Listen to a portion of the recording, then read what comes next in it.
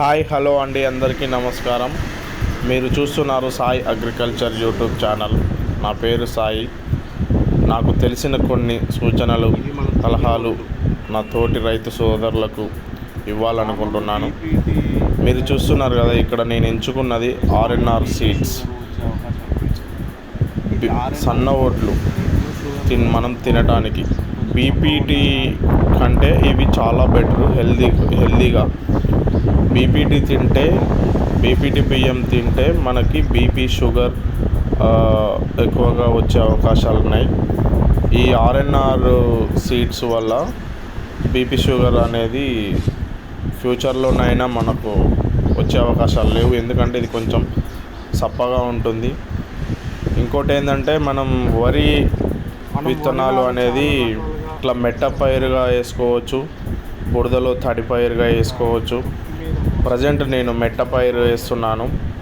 దున్ని డైరెక్ట్ ఒకరోజు ఓట్లు నానబెట్టి చల్లిన తర్వాత నీళ్ళు వేసుకోవాలి. ప్రజెంట్ నేనైతే దుక్కి మీద ఒకరోజు నానబెట్టిన ఓట్లని చల్లుతున్నాను.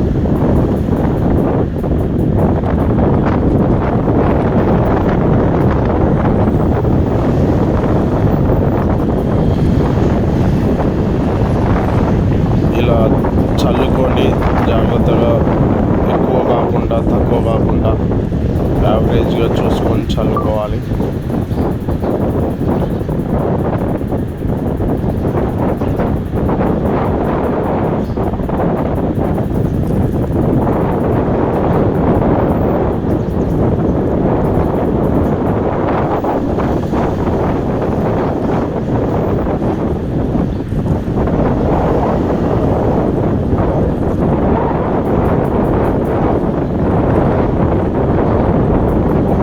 ఒక్కొక్క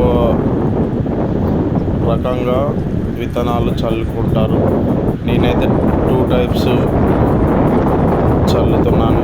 ఒకటి ఇది మెట్ట పైరు, బురదలో కాకుండా దుక్కి మీద ఒడ్లు నానబెట్టి చల్లుకోవటం. నెక్స్ట్ వచ్చేసి బురదలో చల్లుకునే పద్ధతి ఇది. ఇలా చల్లుకోవాలంటే 3 డేస్, 3 రోజుల పాటు ఉదయం సాయంత్రం ఒడ్లన్నీ నానబెట్టి బయట వేసుకొని, కొంచెం మేమైతే పైనంగా గేదెలకు వేసేది వరిగడ్డి వేసి బాగా హీట్గా అయ్యేటట్టు, కాక వచ్చేటట్టు ఉంచి చేస్తాం. 3 డేస్లో ఇలా మొలకలు వచ్చేస్తాయి. ఇది వచ్చేసి 1010 మనం అమ్ముకోవడానికి వెయిట్ బాగా వస్తుంది. నేనైతే మినిమం ఎకరాకి 5 పుట్లు పైన పండిస్తుంటాను.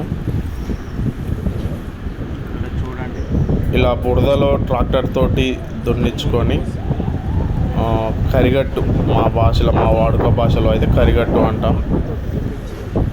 కరిగట్టు చేసిన తర్వాత మొలకలు, విత్తనాలను చల్లుకోవడం. ఇలా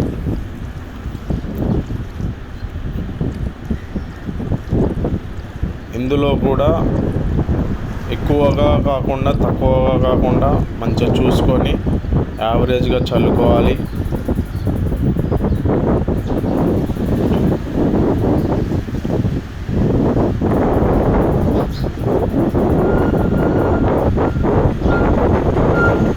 బురదలో మరీ ఎక్కువ బురద ఉన్నప్పుడు చల్లదు, వాటర్ పెట్టి బాగా పేరకపోయినాక చల్లుకోవాలి. ఎందుకంటే ఒడ్లు, మొలకలు ఒండులో బురద లోపలికి వెళ్తే కొంచెం పైకి మొలవడానికి టైం పడుతుంది, కష్టమవుతుంది.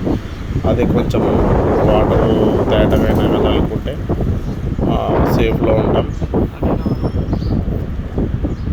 ఏమైనా డౌట్స్ ఉంటే కామెంట్స్లో పెట్టండి రైతు సోదరులారా. వీడియోని లైక్ చేయండి, మన తోటి రైతు సోదరులకు షేర్ చేయండి.